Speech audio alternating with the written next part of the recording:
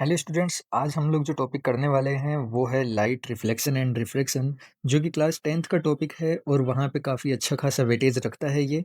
काफ़ी अच्छे-अच्छे न्यूमेरिकल्स भी यहाँ से बनते हैं, थ्योरी क्वेश्चंस भी यहाँ से बनते हैं। तो ये चैप्टर तुम लोगों को काफ़ी अच्छे से आना चाहिए।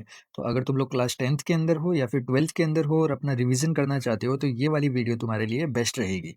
तो चलो स्टार्ट करते हैं चैप्टर को। तो सबसे पहले हम बात करते हैं किसकी? लाइट की। क्योंकि अगर चैप्टर का स्टार्टिंग ही हम देखें तो वो क्या है? लाइट। अब अगर तुमने चैप्टर को स्टार्ट किया और तुम्हें यही नहीं पता कि लाइट क्या है, तो ये ध्यान रखना कि तुम कुछ भी नहीं कर पाओगे।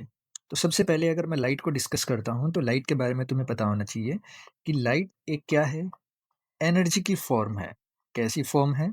एनर्जी की फॉर्म है। मतलब लाइट भी एक ही टाइप की क्या है? एनर्जी है। और ये हमें क्या करती है? इनेबल करती है। इनेबल मतलब हमें योग्य बनाती है क्या करने के लिए? ऑब्जेक्ट्स को देखने के लिए। मतलब अगर हमें ऑब्जेक्ट दिखाई दे रहा है, तो वो सिर्फ़ और सिर्फ़ किसकी वज़ह से दिखाई दे रहा है? लाइट की वज़ह से। अगर लाइट नहीं होगी, मतलब हमें ऑब्जेक्ट दिखाई नहीं देगा। लाइट के बारे में एक बात कही जाती है कि जो लाइट है वो हमेशा कैसे पाथ में ट्रैवल करती है? तो वो हमेशा स्ट्रेट पाथ में ट्रैवल करती है। इसीलिए इसका जो प्रोपोगेशन होता है उसको रेक्टिलिनियर प्रोपोगेशन कहा जाता है। कौन से टाइप का प्रोपोगेशन है? Rectilinear propagation. और अगर इसके पाथ की बात की जाए तो हमेशा लाइट जो ट्रैवल करेगी वो स्ट्रेट पाथ पे ट्रैवल करेगी। ठीक है, इतना क्लियर है बात। अब जो लाइट है वो कुछ फिनोमिना शो करती है। क्या चीज़ शो करती है लाइट? फिनोमिना शो करती है, जिसके अंदर हमारा सबसे पहला जो फिनोमिना है वो है रिफ्लेक्शन। मतलब अगर कोई लाइट है तो वो रिफ्लेक्शन शो करती है, रिफ्रैक्शन भी शो करेगी, डिस्पर्जन भी शो करती है, जो कि हम नेक्स्ट चैप्टर में पढ़ेंगे। इंटरफेरेंस, जो कि हम लोग 12th के अंदर पढ़ते हैं, और डिफ्रैक्शन, ये भी हम 12th के अंदर ही पढ़ते हैं, तो आगे चल के इनकी बात करेंगे। अभी के लिए तुम इतना याद रखो कि हमें रिफ्लेक्शन पढ़ना है और रिफ्रैक्शन पढ़ना है। इसके अलावा अगर मैं लाइट के बारे में बात करता हूँ, तो लाइट को किसी भी मीडियम की ज़रूरत नहीं होती। लाइट जो होती है वो वैक्यूम के अंदर भी ट्रैवल कर लेती है, तो इसीलिए ध्यान रखना मीडियम की ज़रूरत यहाँ पे नहीं है। और वैक्यूम के अंदर लाइट जो होती है वो सबसे ज़्यादा फास्ट ट्रैवल करती है। तो सबसे ज़्यादा फास्ट ट्रैवल किस में करेगी लाइट? वैक्यूम के अंदर करती है। और लाइट को मीडियम की ज़रूरत नहीं होती। जिस तरीके से साउंड को मीडियम की ज़रूरत पड़ती है प्रोपोगेट करने के लिए, तो लाइट को प्रोपोगेट करने के लिए वैक्यूम के अंदर भी किया जा सकता है, मीडियम की ज़रूरत नहीं है। इसके बाद में अगर हम बात करते हैं लाइट के अंदर ही, तो हमारे पास में लाइट कहीं न कहीं से आती होगी। तो हमारे लिए नेक्स्ट टॉपिक बन जाता है कौन-सा? Sources of light. मतलब कि हमें लाइट कहाँ-कहाँ से मिलती है। तो पहला जो सोर्स होता है वो तो सब लोगों को ही पता है, हर एक चीज़ के लिए ही होता है, नेचुरल। और दूसरा जो होता है वो होता है आर्टिफ़िशियल। दूसरा कौन-सा हो गया? आर्टिफ़िशियल। अब जो नेचुरल सोर्स हमारे पास में होता है वो नेचर में पहले से होता है, जैसे कि हमारे पास में सन है, उसके अलावा स्टार्स हैं, ये सब नेचुरल सोर्स हैं, ठीक है? उसके अलावा आर्टिफ़िशियल की बात की जाए तो जो हमने बनाया है वो सब क्या हो गया? आर्टिफ़िशियल। तो ये जो है हमारे पास के अंदर, ये जितनी भी चीज़ें हम लिख रहे हैं, ये सब की सब चीज़ें हमने बनाई हैं, तो ये क्या हो गई हमारे पास में? आर्टिफ़िशियल। अब जिस तरीके से सोर्सेज़ ऑफ लाइट होता है, उसी तरीके से हमारे पास में कुछ चीज़ें होती हैं जिनको हम कहते हैं ऑब्जेक्ट। अब ये जो ऑब्जेक्ट होते हैं, इनके भी हमारे पास में क्या होते हैं? कुछ टाइप होते हैं। जैसे कि एक होता है ल्यूमिनस। ल्यूमिनस जो होता है, ये हमारा टाइप ऑफ ऑब्जेक्ट के अंदर सबसे पहला है। ल्यूमिनस का मतलब है ऐसे ऑब्जेक्ट्स जो कि खुद की लाइट रखते हैं। मतलब ऐसे ऑब्जेक्ट जिनके पास अपनी खुद की एक लाइट होती है, जैसे कि मैंने एग्ज़ाम्पल में लिखा था सन। सन के पास खुद की अपनी क्या है? लाइट है। उसी तरीके से फ्लेम, अगर कोई भी आग जली हुई है, उसमें से फ्लेम निकल रही है, तो फ्लेम के पास खुद की लाइट है, वो कहीं से ले नहीं रही है। तो जो ऑब्जेक्ट में ल्यूमिनस है, मतलब कि जिसके पास खुद की लाइट है। जैसे ल्यूमिनस होता है वैसे ही हमारे पास होता है नॉन ल्यूमिनस। नॉन ल्यूमिनस से अब तुम समझ जाओ, अगर ल्यूमिनस के पास खुद की लाइट है, मतलब कि नॉन ल्यूमिनस के पास में ऑन लाइट नहीं है। मतलब ये लाइट कहीं न कहीं से लेता है। जैसे कि अगर मैं एग्ज़ाम्पल की बात करूँ मून, तो मून के पास खुद की लाइट नहीं होती है, ये कहाँ से लाइट लेता है? ये सन से लेता है। और सन से लाइट लेने के बाद में ये क्या करता है? ये ग्लो करता है। इसीलिए मून के पास खुद की अपनी लाइट नहीं है, तो मून कैसे टाइप का ऑब्जेक्ट है? नॉन ल्यूमिनस ऑब्जेक्ट है। क्लियर है इतनी बात? अगर ऑब्जेक्ट के बाद अगर तुम चलना चाहो तो उसके बाद आता है हमारे पास मीडियम। क्योंकि लाइट अगर ट्रैवल कर रही है, तो तुम एक बात समझो कि हमारे पास में क्या-क्या चीज़ें होंगी? मीडियम भी होगा। अगर हमारे पास मीडियम है, तो मीडियम के लिए हमारे पास कुछ ना कुछ टाइप होगी, अलग-अलग टाइप के मीडियम भी होंगे। सबसे पहला जो मीडियम हमारे पास में आता है, वो आता है ट्रांसपेरेंट। सबसे पहला मीडियम कौन-सा हुआ? Transparent medium. अब ये जो ट्रांसपेरेंट मीडियम होता है, ये क्या करता है? ये सारी की सारी जो लाइट होती है, क्या होती है? सारी की सारी लाइट को क्या कर देता है? अलाउ कर देता है पास होने के लिए। मतलब यहाँ से कोई भी जो लाइट है, वो रिफ्लेक्ट नहीं करेगी। जैसे कि हमारे पास में एयर, हवा जो होती है उसमें से लाइट जो है वो क्या हो सकती है, आराम से पास कर जाती है और सारी की सारी लाइट जो है वो पास कर जाती है। इसीलिए एयर कैसा मीडियम हो गया? ट्रांसपेरेंट। उसके अलावा जो ग्लास होता है वो भी ट्रांसपेरेंट में ही आता है। बाकी आजकल तो अलग-अलग टाइप के ग्लासेस आ चुके हैं मार्केट के अंदर। फिर हमारे पास सेकंड टाइप का जो मीडियम आता है वो आता है ट्रांसल्यूसेंट। सेकंड टाइप का कौन-सा हुआ? ट्रांसल्यूसेंट। ट्रांसल्यूसेंट का काम क्या है कि ये पार्शियल जो अमाउंट होता है लाइट का सिर्फ़ उसी को ही पास करता है। ठीक है? मतलब कंप्लीट लाइट पास नहीं करेगा, उसका कोई पार्शियल मतलब उसका कोई हिस्सा होगा, उसी को ये क्या करता है, अलाउ करता है जाने के लिए। अगर इसके एग्ज़ाम्पल की बात की जाए, तो जो हमारे पास में फ्रॉस्टेड ग्लास होते हैं, जो हम घरों में आजकल यूज़ करते हैं, फ्रॉस्टेड ग्लास, ये सब जो हैं, ये एग्ज़ाम्पल होते हैं किसके? ट्रांसल्यूसेंट के। अगर हम बात करें बटर पेपर, तो बटर पेपर भी किसका एग्ज़ाम्पल है? ट्रांसल्यूसेंट का ही एग्ज़ाम्पल है। थर्ड मीडियम जो आता है हमारे पास में, उसको हम कहते हैं ओपेक। ओपेक के बारे में अब तुम इतना जान लो कि ये एक ऐसा मीडियम है जो कि अलाउ नहीं करता है किसको? लाइट को। ये जाने ही नहीं देता। मतलब जितनी भी लाइट आएगी ये सारी की सारी लाइट को क्या कर देगा? ये रिफ्लेक्ट कर देगा, अपने अंदर से जाने नहीं देगा। ठीक है? और अपने अंदर से जाने नहीं देगा तो तुम लोग इतना सा समझ लो कि यहाँ से क्या होगा? रिफ्लेक्शन स्टार्ट होना चालू हो जाएगा। और अगर रिफ्लेक्शन चालू हो रहा है मतलब तुम खुद एक बात समझ लो कि लाइट नहीं जाएगी आगे। एग्ज़ाम्पल की बात की जाए तो दीवार हो गई, दीवार के आर-पार लाइट नहीं जाती। वुड हो गया, स्टोन हो गया, ये सब चीज़ें क्या करती हैं? ओपेक मीडियम के तरीके से काम करती हैं। अब जब हमने मीडियम देख लिए हैं तो मीडियम के अंदर एक वर्ड और होता है जिसको तुम्हें समझना पड़ेगा, आगे ये काम आने वाला है। इसको हम कहते हैं ऑप्टिकल डेंसिटी। क्या कहेंगे इसको? Optical density. ये ऑप्टिकल डेंसिटी क्या बताती है वो समझो। ऑप्टिकल डेंसिटी का मतलब है कि कोई मीडियम कितना ज़्यादा रेयर है या फिर कितना ज़्यादा डेंस है। अब ये रेयर और डेंस क्या होता है? रेयर का मतलब है कि जैसे मैंने कोई एक पार्टिकल बनाया या फिर एक कोई सब्सटेंस बनाया, उसमें मैंने पार्टिकल्स को इस तरीके से भरा कि उनके बीच में काफ़ी ज़्यादा डिस्टेंस है। तो ऐसा जो मीडियम होता है वो रेयर मीडियम होता है। लेकिन अगर कोई ऐसा मीडियम है जिसमें जो पार्टिकल्स हैं वो एकदम ठुसे हुए भरे हुए हैं, मतलब इतना पास-पास भरे हुए हैं कि उनको ठीक तरीके से चलने की भी जगह नहीं मिल रही है, तो ऐसा जो मीडियम होता है ये कैसा होता है? ये डेंस मीडियम होता है। तो हमारे पास आगे चल के इस चैप्टर में 2 टाइप के मीडियम होने वाले हैं। सबसे पहला जो मीडियम होगा वो होगा रेयरर और दूसरा जो मीडियम होगा वो होगा डेंसर। तो ध्यान रखना रेयरर मीडियम का मतलब है जिसमें पार्टिकल्स क्या हों? दूर-दूर हों और डेंसर का मतलब है जिसमें पार्टिकल्स क्या हों? पास-पास में हों। तो इस तरीके से हमने ऑप्टिकल डेंसिटी के ऊपर भी यूज़ करके 2 मीडियम बनाए रेयरर और डेंसर। अगर इतनी चीज़ें क्लियर हो गई हैं तो नेक्स्ट जो टॉपिक है हमारा वो है रिफ्लेक्शन। अब ये जो रिफ्लेक्शन होता है ये क्या होता है?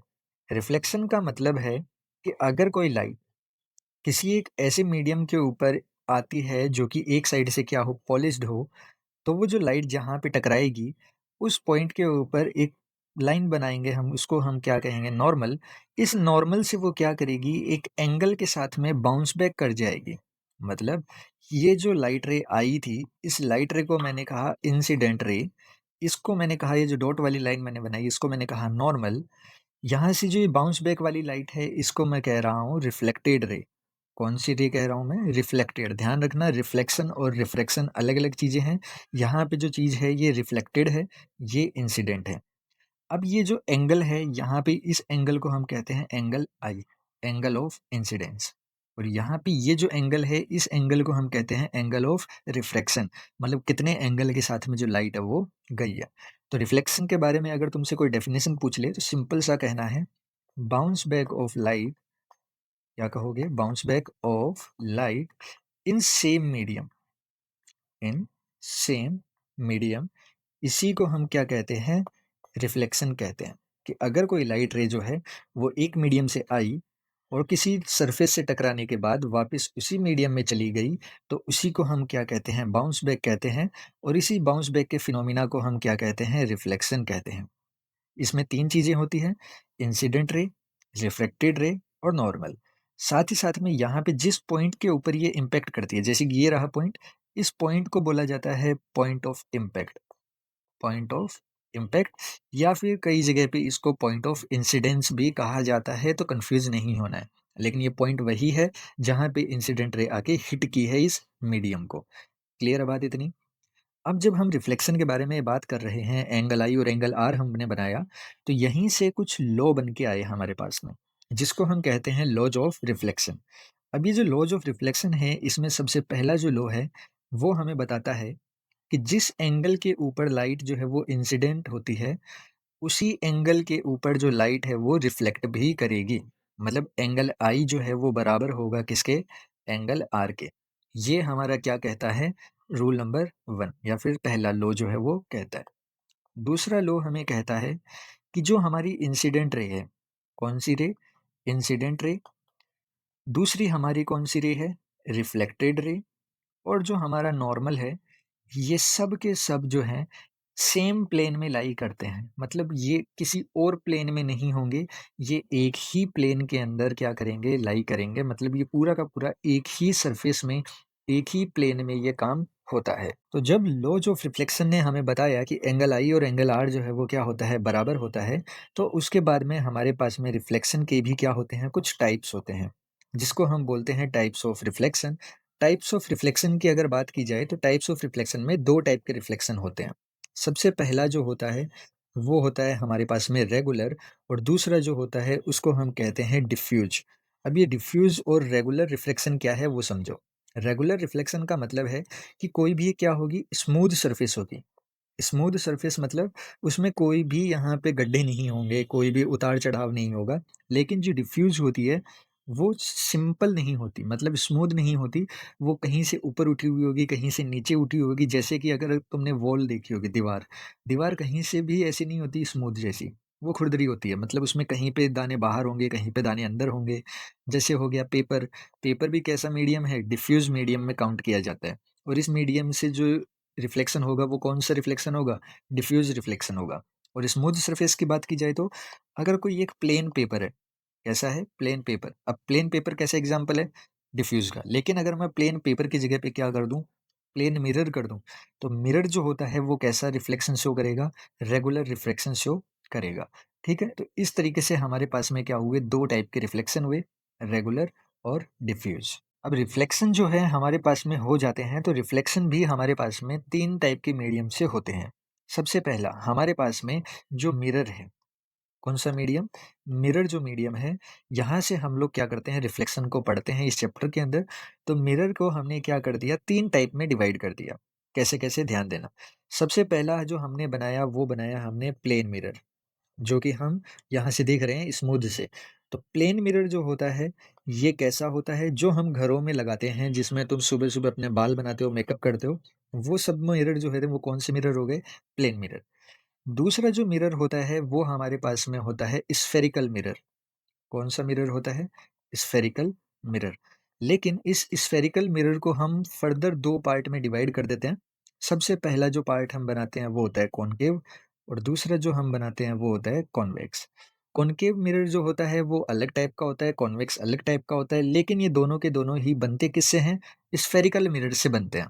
मतलब कोई एक स्फीयर होगा, उसको हम क्या करते हैं, 2 पार्ट्स में डिवाइड कर देते हैं, तो हमारे पास 2 अलग-अलग हिस्से बन जाते हैं। अब इन पे हम लोग पॉलिश करके एक मिरर को बनाते हैं कॉनकेव और एक को बनाते हैं क्या, कॉन्वेक्स। तो इस तरीके से मिरर हमारे पास में कितने टाइप के बने, 3 टाइप के, प्लेन मिरर, कॉनकेव मिरर और कॉन्वेक्स मिरर। इसलिए कंफ्यूज नहीं होना है कि कोई कहीं जगह पे 2 भी लिखा होता है, कई जगह पे 3 भी लिखा होता है। जहाँ 2 लिखा होता है वहाँ स्फेरिकल को आगे फर्दर एक्सप्लेन करना होता है, और जहाँ 3 लिखा होता है वहाँ पे प्लेन, कॉनकेव और कॉन्वेक्स डायरेक्टली लिखा हुआ होता है। तो उसमें ज़्यादा कन्फ्यूजन की कोई ज़रूरत नहीं है। तो चलो अब हम लोग समझते हैं प्लेन मिरर के बारे में। ज़्यादा बड़ा टॉपिक तो ये नहीं है, क्योंकि यहाँ से ज़्यादा क्वेश्चन नहीं बनाए जाते हैं। 2-4 क्वेश्चन बनते हैं, लेकिन कंसेप्चुअल क्वेश्चन बनते हैं, तो वो हमें समझना ज़रूरी है। तो सबसे पहली बात, जो प्लेन मिरर होता है, उसमें हमेशा इरेक्ट इमेज बनेगी। कैसी इमेज बनेगी? इरेक्ट मतलब कि जैसे इंसान खड़ा हुआ है वैसा का वैसा ही इमेज में भी दिखाई देगा। अगर सर ऊपर है तो इमेज में भी जो सर है वो ऊपर ही रहेगा। लेकिन जो नेचर होता है इसके अंदर इमेज का वो हमेशा वर्चुअल होता है। वर्चुअल मतलब कि एक ऐसी जगह जिसको हम टच नहीं कर सकते, उस जगह को हम क्या कहते हैं? वर्चुअल कहते हैं। तो जो प्लेन मिरर इमेज बनाता है वो वर्चुअल और इरेक्ट इमेज बनाता है। वहीं पे अगर मैं साइज़ की बात करूँ तो हमेशा सेम साइज़ की इमेज बनेगी।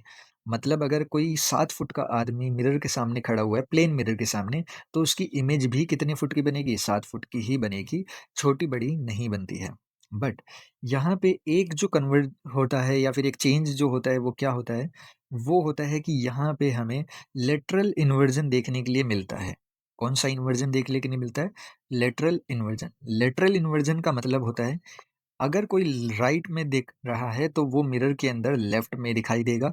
मतलब राइट जो होता है वो लेफ्ट हो जाता है और लेफ्ट जो होता है वो राइट हो जाता है। बस ये एक छोटा-सा डिफरेंस है प्लेन मिरर के अंदर कि राइट लेफ्ट दिखता है, लेफ्ट राइट दिखता है। उसके अलावा कुछ भी नहीं है।